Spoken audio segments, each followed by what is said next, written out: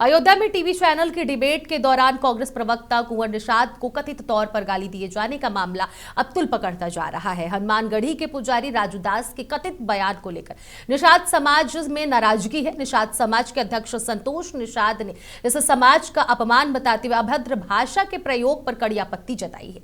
उन्होंने कहा है कि इस बयान से समाज के लोग बेहद आहत हैं। संतोष निषाद ने सावन के महीने में हुए मछली भोज प्रकरण का भी जिक्र करते हुए कहा कि इससे लोगों की धार्मिक भावनाओं को ठेस पहुंची। उन्होंने राजू दास से निषाद समाज से सार्वजनिक रूप से माफी मांगने की अपील की है। संतोष निषाद ने कहा है कि निषाद समाज पूरी तरह सनातनी है और प्राचीन काल से भगवान राम के साथ उसका जुड़ाव रहा है। समाज ने विवाद को जल्द खत्म करने की मांग की है। साथ ही साथ आगामी चुनाव पर इसके नकारात्मक असर की आशंका भी जताई गई है। मामले को लेकर अयोध्या समेत प्रदेश के कई हिस्सों में निषाद समाज में नाराजगी बताई जा रही है। निवर्तमान पार्षद कैंट जिस तरह से एक राष्ट्रीय चैनल पर महंत राजू दास द्वारा इस तरह के अशोभनीय शब्दों का इस्तेमाल किया गया है, वह बहुत ही निंदनीय और बहुत अशोभनीय है। इससे हमारे समाज के बीच में, हमारे समाज के लोगों में बड़ी ही आक्रोश है और उसके खिलाफ कार्रवाई की जानी चाहिए। नहीं कार्रवाई की जाने पर समाज तय करेगा कि उनके खिलाफ क्या करना है। हो सकता है कि अगर कुछ कार्रवाई या माफ़ी नहीं मांगी गई तो धरने पर भी हम लोग जा सकते हैं। ये कहा जा सकता है कि जैसा कि सावन का महीना चल रहा है और निश्चित है कि इस मछली वाले प्रकरण से लोगों की आस्था को ठेस भी पहुंचा है और साथ इसी को ध्यान में रखते हुए कि लोगों को ठेस भी न पहुंचे और जो महंत जी ने जो है इस तरह के अभद्र भाषा का जो प्रयोग किया है, निश्चित है निषाद समाज उससे बहुत आहित है और बहुत खासा नाराज़गी है। पूरे प्रदेश में बड़ी नाराज़गी है और आगे इसका प्रभाव आने वाले चुनाव पे ना पड़े। मुझे लगता है कि महंत जी को निषाद समाज से इसका माफ़ी मांग करके और इस मामले को जितनी जल्दी हो सके वो शांत करना चाहिए। चंदौली में शेयर मार्केट में निवेश के नाम पर लाखों रुपए की ठगी करने वाले एक बड़े गिरोह का पुलिस ने भंडाफोड़ किया है। बलुआ पुलिस और साइबर थाना पुलिस की संयुक्त कार्रवाई में फर्जी इन्वेस्टमेंट एडवाइजरी कॉल सेंटर चलाने वाले 12 आरोपियों को गिरफ्तार किया गया है। पुलिस के मुताबिक आरोपी लोगों को शेयर मार्केट में निवेश पर मोटे मुनाफे का झांसा देकर अपने जाल में फंसाते थे। अब तक 3 क्लाइंट से करीब 9,50,000 रुपए की ठगी का मामला सामने आया है। खास बात यह है कि फर्जी कॉल सेंटर बलुआ के एक लाइब्रेरी की आड़ में संचालित किया जा रहा था। पुलिस ने आरोपियों के कब्जे से लैपटॉप, मोबाइल फोन और सिम कार्ड बरामद किए हैं। साथ ही साथ एक डायरी भी मिली है जिसमें ठगी से जुड़े कई अहम सुराग दर्ज है। पुलिस अब गिरोह के नेटवर्क, दूसरे पीड़ितों और ठगी की रकम के बारे में जानकारी जुटा रही है। देखिए, थाना बलुआ क्षेत्र में थाना पुलिस और साइबर सेल के द्वारा कार्रवाई की गई है। ये जानकारी मिली थी कि वहाँ पर लाइब्रेरी की आड़ में एक कॉल सेंटर चल रहा है जो कि लोगों को कॉल करके और उनसे निवेश के बहाने उनसे पैसा इन्वेस्ट कराता है और उसमें हानि होने का या नुकसान होने की बात करके उनका पैसा ये लोग काइंड ऑफ गबन कर जाते थे। इस संबंध में जब वहाँ पर छापेमारी की गई तो वहाँ से कुल 12 लोग गिरफ्तार किए गए हैं, जिनमें से एक आनंद मौर्य नाम का व्यक्ति है जो मास्टरमाइंड है, उसने ही ये पूरा सेटअप किया था। अन्य 11 लोग जो वहाँ पर रह करके कॉलिंग और डॉक्यूमेंटेशन इन सब का काम करते थे, वो सभी लोग पकड़े गए हैं। जो इसमें बरामदगी इनके पास से हुई है, इसमें 4 लैपटॉप, 24। देखिए, थाना बलुआ क्षेत्र में थाना कन्नौज में बिजली के जर्जर तार एक नहीं बल्कि करीब 250 गांवों के लिए परेशानी का सबब बने हुए हैं।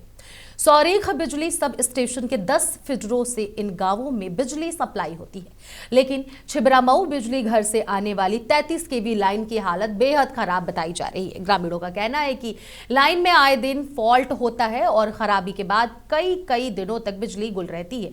हरिवाहनपुर, गोरखपुर, मझगवा, नगला, डडुअन, कटघरा और कुकापुर समेत कई गांवों में बिजली संकट बना हुआ है। सीधा उसका असर खेती पर भी पड़ रहा है। सिंचाई नहीं होने से किसान परेशान है, जबकि उमस और गर्मी में ग्रामीणों को रात जाग कर गुजारनी पड़ रही है। ग्रामीणों का आरोप है कि जर्जर तार बदलने की मांग कई बार क्षेत्रीय विधायक और ऊर्जा मंत्री से की गई है, लेकिन अब तक कोई समाधान नहीं हुआ है। बिजली संकट को लेकर ग्रामीणों में धीरे धीरे आक्रोश बढ़ रहा है। लोगों ने जल्द जर्जर लाइन बदलकर नियमित बिजली आपूर्ति बहाल करने की मांग की है। बिजली न आने से कारण खेतों में मक्का, मूंगफली, ये सूख रहे फसल। बिजली 4 घंटे मुश्किल 6 घंटे आती है। बहुत ग्रामीण क्षेत्र बहुत परेशान है लाइट की वजह से। कितनी कटौती हो रही है? रात में कटौती होती है? रात में भी काट करती है लाइट। बिजली न आने से कारण खेतों में मक्का। अयोध्या में रक्षाबंधन के पर्व पर मुख्यमंत्री योगी आदित्यनाथ की ओर से महिलाओं के लिए की गई 2 बड़ी घोषणाओं से अयोध्या में खुशी का माहौल है। महिलाओं ने मुख्यमंत्री का आभार जताते हुए इन फैसलों को खास तोहफा बताया है। रक्षाबंधन के मौके पर महिलाओं को 3 दिनों तक सरकारी बसों में मुफ्त यात्रा की सुविधा दी गई है। इसके साथ ही साथ 60 वर्ष से अधिक उम्र की वरिष्ठ महिलाओं के लिए स्थायी रूप से निःशुल्क सरकारी बस यात्रा की व्यवस्था की गई है। इन घोषणाओं को लेकर महिलाओं में खासा उत्साह देखने को मिल रहा है। महिलाओं का कहना है कि रक्षाबंधन जैसे पर्व पर मुफ्त यात्रा की सुविधा से उन्हें अपने मायके जाने और परिवार के साथ त्यौहार मनाने में काफी सहूलियत मिलेगी।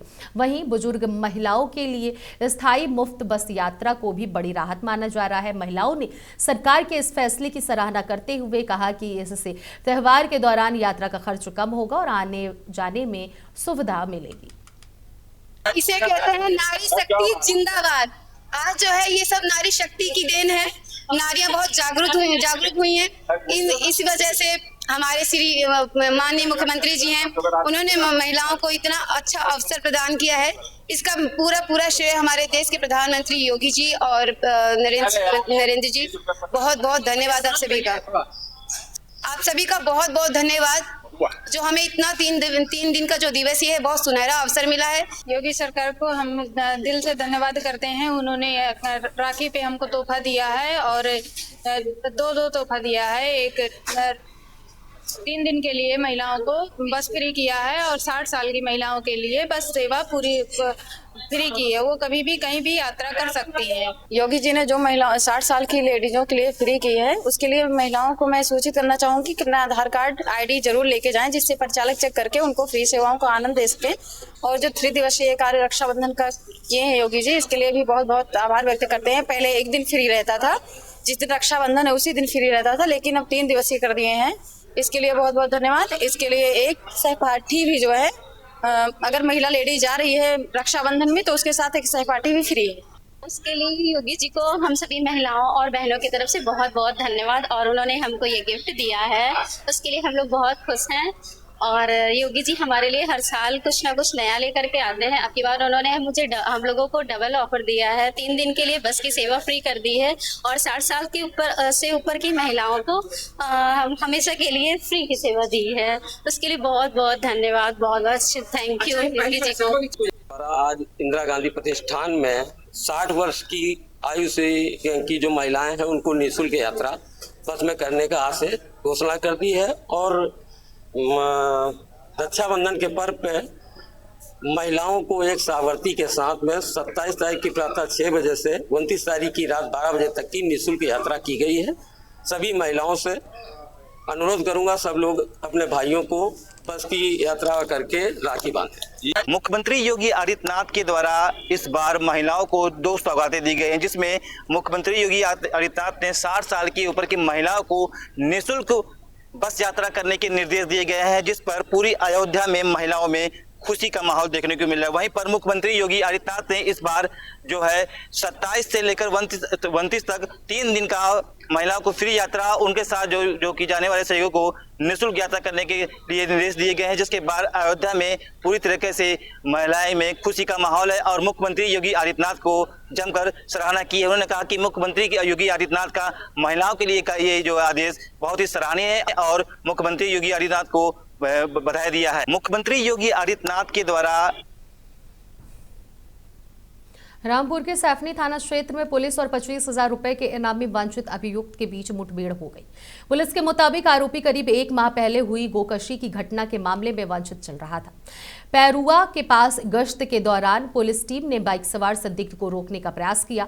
खुद को घिरता देख आरोपी ने पुलिस की टीम पर फायरिंग कर दी।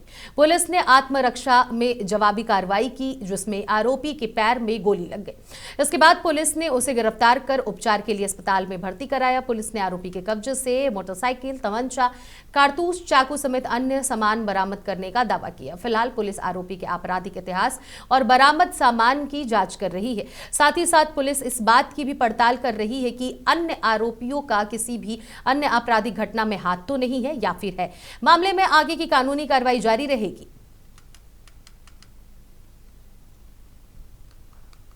थाना सैफनी अंतर्गत लगभग 1 माह पूर्व एक गोकशी की घटना हुई, जिसमें से एक वांछित अभियुक्त था, जिसपे 25,000 का इनाम घोषित किया गया था। आज उस वांछित अभियुक्त को जब बैरुआ के पास पुलिस टीम ने आते हुए देखा तो उसको रोका, तो उसने पुलिस टीम पर फायरिंग की। आत्मरक्षार्थ पुलिस टीम ने भी फायरिंग की, जिसमें उस अभियुक्त के पैर में गोली लगी है। अभियुक्त को तत्काल पुलिस अपेक्षा में लेकर उपचार हेतु हॉस्पिटल में भर्ती कराया गया है। अभियुक्त के पास से एक मोटरसाइकिल, एक तमंचा, कारतूस और चाकू इत्यादि बरामद किया गया है। रायबरेली में मौसम के बीच आकाशीय बिजली गिरने से हड़कंप मच गया है। सरेनी थाना क्षेत्र के शिवपुरी गांव में एक पक्के मकान के ऊपर अचानक आकाशीय बिजली गिर गई। तेज आवाज के साथ बिजली गिरने से मकान की छत में बड़ा छेद हो गया है और छत में कई जगह दरारें पड़ गई हैं। घटना के बाद घर में मौजूदा लोगों में दहशत का माहौल बन गया है। आकाशीय बिजली गिरने का असर मकान के बिजली उपकरणों पर भी पड़ रहा है। घर में लगी पानी की मोटर, बिजली के बोर्ड, पंखे समेत कई इलेक्ट्रॉनिक उपकरण खराब हो गए हैं। अचानक हुई इस घटना से करीब परिवार को काफी नुकसान उठाना पड़ा। गनीमत रही कि आकाशीय बिजली गिरने के दौरान किसी के हताहत होने की सूचना नहीं है। घटना के बाद आसपास के लोग भी मौके पर पहुंच गए हैं और मकान को हुए नुकसान का जायजा लिया। ग्रामीणों के मुताबिक तेज बारिश और मौसम खराब होने के दौरान अचानक बिजली गिरने की घटना हुई। इसके बाद लोगों में कुछ देर तक अफरा तफरी का माहौल रहा। स्थानीय लोगों ने प्रशासन से पीड़ित परिवार के मकान और घरेलू उपकरणों को नुकसान का आकलन करना और उचित मदद उपलब्ध कराने की मांग की है। फिलहाल घटना के बाद परिवार में दहशत बनी हुई है और क्षतिग्रस्त मकान को लेकर भी चिंता बढ़ गई है। कल रात में 11 बजे के लगभग में भयानक बादल करके और बिजली चमकी, 2-3 बार बहुत जोर जोर से चमकी और तीसरे बार में इतना जबरदस्त आके धमाका हुआ है कि हम लोग कुछ समझ न पाए क्या हो गया। उसके बाद हमारे जानवर वानवर सब भगे। सवेरे उठ के देखे तो हमारी दीवार चिटकी मिली, उसमें गड्ढा हो गया दीवार में जहाँ पे बिजली टच हुई है। और बाकी हमारे घर के जितने भी उपकरण थे, पानी के और क्या नाम है, पंखे हैं, कूलर है एंड एसी है, ये सब। अयोध्या के रौनाही टोला प्लाजा पर देर रात करीब 2 बजे गोली चलने से हड़कंप मच गया। गोलीबारी में रौनाही गांव निवासी सुफियान के घायल होने की सूचना प्रत्यक्षदर्शियों के मुताबिक थार सवार लोगों ने वहां से भागते समय करीब 3 राउंड फायरिंग की। गोली लगने के बाद घायल सुफियान को इलाज के लिए जिला अस्पताल पहुंचाया गया, जहां से गंभीर हालत को देखते हुए लखनऊ में रेफर किए जाने की जानकारी सामने आई। घटना की सूचना मिलते ही सीओ सदर और थाना प्रभारी मौके पर पहुंचे। पुलिस अधिकारियों ने टोल प्लाजा पर लगे सीसीटीवी कैमरों की फुटेज खंगाली शुरू कर दी है। साथ ही साथ टोल कर्मचारियों और प्रत्यक्षदर्शियों से पूछताछ की जा रही है। पुलिस पूरे घटनाक्रम की जांच में जुटी है और फायरिंग करने वालों की पहचान करने का प्रयास कर रही है। फिलहाल गोलीबारी की वजह स्पष्ट नहीं हो सकी है। पुलिस का कहना है कि जांच के बाद घटना की पूरी तस्वीर सामने आएगी। चंदौली में लगातार हो रही बारिश ने जनजीवन पूरी तरह अस्त व्यस्त कर दिया है। सदर ब्लॉक के नरसिंहपुर, जसौली समेत कई गांवों में बारिश का पानी घरों में घुसने से लोगों की परेशानी बढ़ गई है। लगातार बारिश के कारण जगह जगह जलभराव की स्थिति बनी हुई है।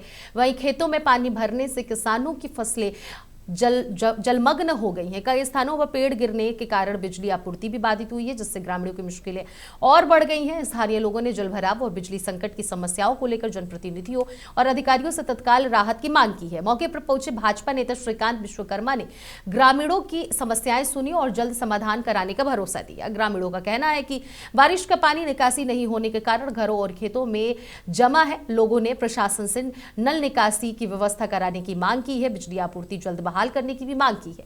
लगातार बारिश के बीच अब ग्रामीणों को प्रशासन की कार्रवाई का इंतजार है। समस्या ये है कि कल रात से जो लगातार बारिश हुई है और इस बारिश से तमाम जो खासकर हमारे ग्राम सभा की स्थिति है, क्योंकि हम लोग हाईवे से जुड़े हुए हैं, रेलवे के किनारे हमारा गांव है, हाईवे के किनारे हमारा गांव है और सारे के सारे हमारे ग्राम सभा के पानी निकासी के मार्ग पूरी तरीके से बंद हो गए। कई बार अधिकारियों कर्मचारियों को इस विषय से अवगत भी कराया गया, लेकिन थोड़ा अफसोस है, सरकार अपनी है, कहने में थोड़ी दिक्कत है, लेकिन अधिकारियों द्वारा इन बातों को अनसुना किया गया और आज हम ग्रामवासियों के साथ जिलाधिकारी महोदय से इस विषय को लेकर उनको ज्ञापन के माध्यम से अवगत कराएंगे। कहीं से भी इस ग्राम सभा के पानी का निकासी का रास्ता नहीं है। पूरा गांव आप देख सकते हैं जलमग्न है। और सबसे बड़ी समस्या बिजली विभाग के लोगों की है। बिजली विभाग के जेई को, एसडीओ को सवेरे से लेकर अभी तक कम से कम 50 बार। गाजियाबाद में स्वाइन फ्लू के बढ़ते मामलों को लेकर स्वास्थ्य विभाग अलर्ट मोड पर है। जिले में अब तक 7 मरीजों के स्वाइन फ्लू की पुष्टि हुई है, जिसमें 3 मामलों की पुष्टि नोएडा से और 4 मामलों की पुष्टि निजी अस्पतालों से हुई है। हालांकि एमजी अस्पताल में अभी तक स्वाइन फ्लू का कोई मरीज नहीं मिला है। अस्पताल प्रशासन ने एहतियात के तौर पर बेड आरक्षित कर मेडिकल टीम को तैयार रखा है। छोटे बच्चों की सुरक्षा को लेकर स्कूलों को एडवाइजरी भी जारी की गई है। अपर मुख्य चिकित्सा अधिकारी डॉक्टर राकेश कुमार गुप्ता ने बताया कि स्वास्थ्य विभाग लगातार निगरानी कर रहा है। एमएमजे अस्पताल के सीएमएस डॉक्टर राकेश कुमार के मुताबिक अस्पताल में सभी जरूरी तैयारियां पूरी हैं। डॉक्टरों के अनुसार मरीजों में H1N1 वायरस पाया जा रहा है। बुखार, खांसी, सर्दी, जुकाम इसके प्रमुख लक्षण बताए जा रहे हैं। लोगों से भीड़ भाड़ वाली जगहों से बचने और मास्क का इस्तेमाल करने की अपील की गई है। डॉक्टरों ने बिना सलाह एंटीबायोटिक दवा लेने से बचने की सलाह दी है।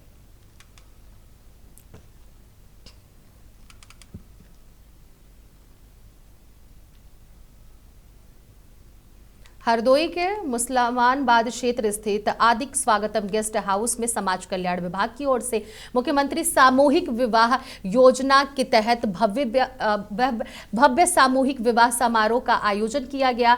समारोह में कुल 135 जोड़ों का विवाह संपन्न कराया गया। इनमें 115 हिंदू और 20 मुस्लिम जोड़े शामिल रहे। सभी जोड़ों का विवाह उनकी धार्मिक परंपराओं और रीति रिवाजों के अनुसार कराया गया। विवाह समारोह के दौरान गेस्ट हाउस परिसर में उत्साह और खुशी का माहौल देखने को मिला। नवविवाहित जोड़ों के चेहरे पर खुशी साफ नजर आई। वहीं परिजनों और रिश्तेदारों ने नव दंपतियों को आशीर्वाद देकर उनके सुखद वैवाहिक जीवन की कामनाएं की है। कार्यक्रम का उद्देश्य जरूरतमंद और परिवारों को विवाह के अवसर पर आर्थिक एवं सामाजिक सहयोग उपलब्ध कराना है।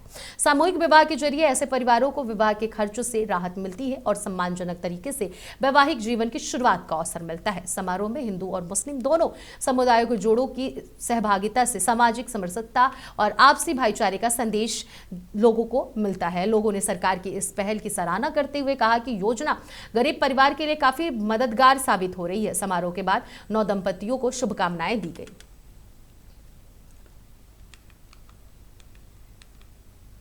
रामपुर में पैगंबर हजरत मोहम्मद साहब के यौम पैदाइशी 12 रबीउल अव्वल के मौके पर ईद मिलादुन नबी का पर्व उत्साह और धूमधाम से मनाया गया। शहर में लेकर ग्रामीण इलाकों तक मुस्लिम समाज की ओर से जुलूस निकाले गए। इस दौरान लोगों में खासा उत्साह देखने को मिला।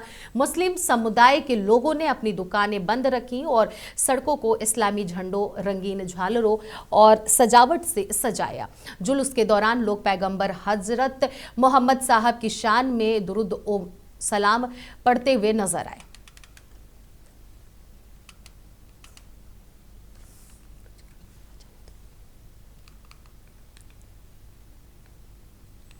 फर्रुखाबाद में कुकिंग ऑयल को बार बार इस्तेमाल करने के खिलाफ खाद्य विभाग ने सख्ती शुरू की है।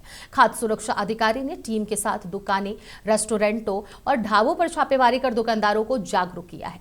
टीम ने समोसा, पकौड़ी, मोमोज, फिंगर फ्राई और करने जैसे तमाम जो फ्राई करने वाले उत्पाद हैं, इनमें इस्तेमाल होने वाले तेल की स्थिति की जांच की है। अधिकारियों ने बताया कि एक ही तेल को बार बार गर्म कर इस्तेमाल करना सेहत के लिए नुकसानदायक हो सकता है। दुकानदारों को तेल का 2 बार से अधिक इस्तेमाल नहीं किया जा सकता, इसका उन्होंने सलाह दिया है। कार्रवाई के दौरान FSSAI और RUCO टीम ने इस्तेमाल किए जा रहे तेल को सुरक्षित रखने के लिए दुकानदारों को वेस्ट कुकिंग ऑयल कंटेनर भी उपलब्ध कराया है। दुकानदारों ने इस्तेमाल किए हुए तेल को एकत्रित कर अधिकृत कलेक्शन सेंटर को देने का संकल्प लिया है। खाद्य विभाग ने लोगों से अपील की है कि इस्तेमाल किए गए तेल को न तो नाली में बहाएं और न ही दोबारा खाद्य पदार्थ बनाने में इस्तेमाल करें। विभाग ने साफ कहा है कि खाद्य सुरक्षा और लोगों की सेहत को लेकर जागरूकता अभियान आगे भी जारी रहेगा। देखिए, जो भी फ्राई करने के लिए ऑयल्स यूज़ होते हैं उनका बार बार जब हम इस्तेमाल करते हैं तो उनकी एक कैपेसिटी होती है कि एक बार 2 बार आप इस्तेमाल करेंगे तो ऑयल फिर आपके खाने के लिए और उसकी हेल्दी पर्पस नहीं रह जाता, तो उस ऑयल को हटाया जाता है। लेकिन उसका क्या इस्तेमाल हो, उसका रीयूज़ किस तरीके से हो जिससे कि उस वेंडर को भी बेनिफिट मिले और लोगों के हेल्थ पे भी असर ना हो। तो इसके लिए एक रुको स्कीम है FSSAI की, रीयूज्ड कुकिंग ऑयल, जिसमें उस ऑयल को कुछ एजेंसीज़ लेती हैं और वो साबुन मैन्युफैक्चरिंग या जिस भी यूज़ में उसका खाने पीने के में इस्तेमाल नहीं होता और उसका यूज़ किया जाता है। एक एजेंसी को यहाँ पे FSSAI ने अधिकृत किया है, उसने आज से अपना काम स्टार्ट किया है, वो कंटेनर्स उनके रहेंगे। देखिए जो भी उत्तर प्रदेश उत्तराखंड की खबरों में फिलहाल के लिए इतना ही। बाकी खबरों के लिए बने रहिए महुआ खबर के साथ।